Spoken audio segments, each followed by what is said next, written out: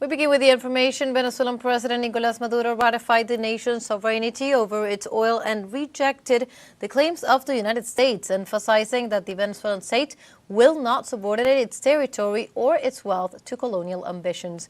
During the commemorative ceremony for the 195th anniversary of the death of the liberator Simón Bolívar, the head of state, Nicolás Maduro, assured that Venezuela will continue to trade its oil and natural resources in strict compliance with the Constitution and the decree of the liberator Simón Bolívar, emphasizing that the country's resources belong exclusively to the Venezuelan people. In turn, he asserted that the majority of the U.S. people disagree with the aggressions and threats that U.S. imperialism continues to level against Venezuela and the Caribbean. In this sense, the president reiterated his full confidence in the people's commitment to enforce in perfect civil-military police union their historical rights over their wealth and national territory. And the Bolivarian Alliance for the Peoples of Our America categorically rejects the U.S. declaration on its decision to totally and completely block oil tankers to Venezuela and its intention to steal its natural resources. In a statement, Albany announced before the peoples of the world the serious, reckless, and supremacist threat made on December 16th of this year by the President of the United States, Donald Trump, against the Bolivarian Republic of Venezuela. This declaration, which announces a total blockade and the forced appropriation of Venezuelan resources, constitutes an act of international aggression that grossly and flagrantly violates the Charter of the United Nations, international law, and the most basic principles of coexistence among states. The communiqué also states that the peoples and government of Alba express their full and unrestricted solidarity with the President Nicolás Maduro, the Bolivarian government, and the Venezuelan people, and warned that any aggression against Venezuela is an aggression against all of our America. They also called on the peoples of the world and social movements to reject the criminal threat and defend the right of peoples to decide their own destiny, and reaffirm that our America is not a colony or the backyard of any empire. Venezuela is not alone. Free peoples will defend peace, sovereignty, and dignity against any attempt at domination. And former Bolivian President Luis Arce shared a message on Thursday thanking the support of the Venezuelan head of state Nicolás Maduro and expressing his solidarity to the leader in the face of the ongoing U.S. military threats.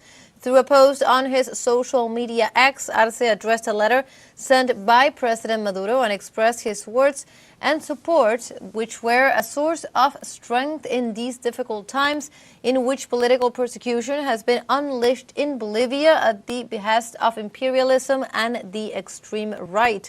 In this regard, Arce added, "We are willing to pay the price for our struggle for the Bolivian people. We are not fleeing, and we are here to continue fighting for the dignity and sovereignty of our great homeland."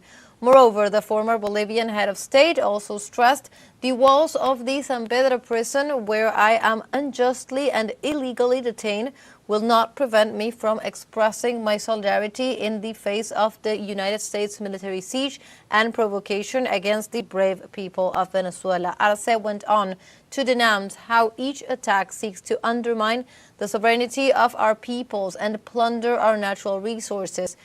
Closing his message, he also reaffirmed that the struggle for respect for the self-determination and dignity of peoples, as well as the firm rejection of war.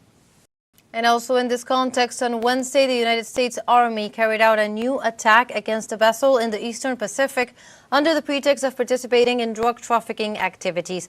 According to a U.S. statement, the incident was captured on video showing the exact moment when the boat was hit while sailing. In this context, the U.S. Secretary of War, Pete Hegseth, stated that the incident resulted in the death of at least 4 people who were allegedly linked to a drug trafficking network. The strike brings the total number of attacks on vessels in international waters to 30, resulting in approximately 100 extrajudicial executions perpetrated by U.S. forces in the Caribbean and the Pacific as well. We continue with more information. On Wednesday, the Brazilian Congress approved a bill that could reduce the penalties of those involved in the 2023 attempted coup d'etat, including former President Jair Bolsonaro. The bill, which had been approved last week in the Chamber of Deputies, passed with 48 votes in favor and 25 against. The measure seeks to reduce the effective prison time for those prosecuted for crimes against the democratic rule of law, including former President Jair Bolsonaro and other coup plotters who tried to override the will of the people at the time. The regulation could reduce Bolsonaro's penalty, who is currently facing 27 years in prison, to as little as 2.5 years. For his part, Brazilian President Luiz Inácio Lula da Silva has the power to veto the bill, but in the event that he does, the bill could be taken to Congress once again. And we go now to Cuba, because the central bank announced on Wednesday the implementation of a new exchange market structure, including a daily floating exchange rate segment for currencies alongside two existing fixed rates. Central Bank President Juana Lilia Delgado Portal said that having different foreign exchange rates causes problems, encourages informal activity, and makes it hard to track economic activity throughout banks and taxes. The authorities also aim to create conditions for gradual temporary foreign exchange market transformations, and a new three-segment structure was designed as a transitional scheme to avoid a sharp disruptive devaluation. The reform aims to gradually recover the convertibility of the Cuban peso and move towards monetary convergence. And China continues to express its unconditional international support for Venezuela's sovereignty in the face of U.S. threats, this time through a telephone conversation between the foreign ministers of both countries. Our correspondent from Beijing brings us more details. Hello everyone, I'm passing here to inform you about the recent telephone conversation between the Venezuelan Foreign Minister Ivan Gil and the Chinese counterpart Wang Li, in a dialogue that strengthens the strategic between the two countries. During the call, the Venezuelan Foreign Minister emphasized the determination of the Venezuelan government and the people to defend the country's sovereignty and independence, stressing that any attempt of external intimidation will be rejected. He also highlighted the importance of maintaining strong bilateral relations based on mutual cooperation and respect for self-determination. For his part, Wang Yi reiterated that China firmly supports Venezuela in its sovereign path, highlighting the tradition of trust and strategic partnerships that unite the both countries.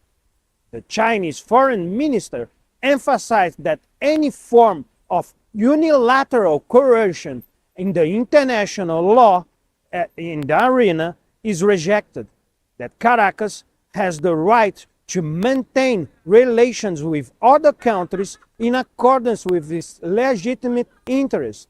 The two foreign ministers also conducted a joint assessment of the threats and aggression against Venezuela, as well as the risk facing Latin America and the Caribbean. These diplomatic contacts come at increasing United States pressures on Venezuela, including attacks on civilian vessels, military deployments in the Caribbean Sea, and recent threats of invasion in the country.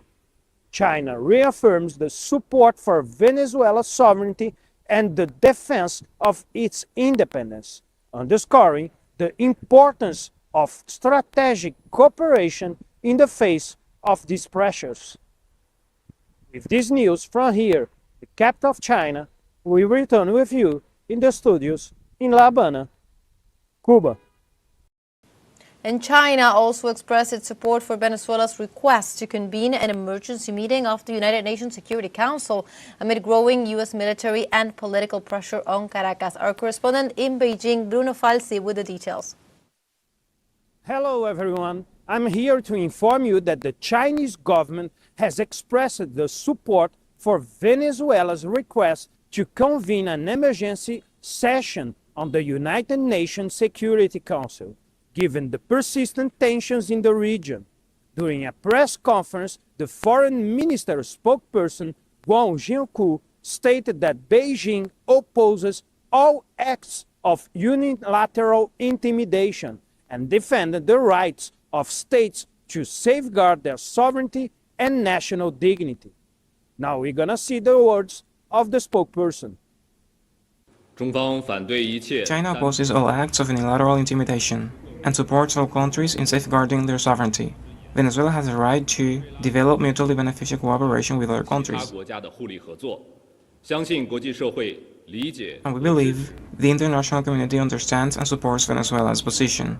We support Venezuela's request for an emergency meeting of the UN Security Council.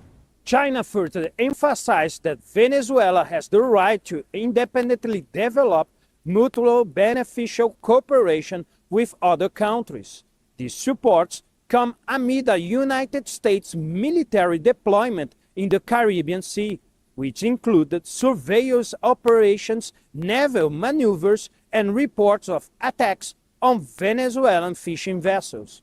Actions that Caracas has denounced as direct provocations and an intent threat of invasion.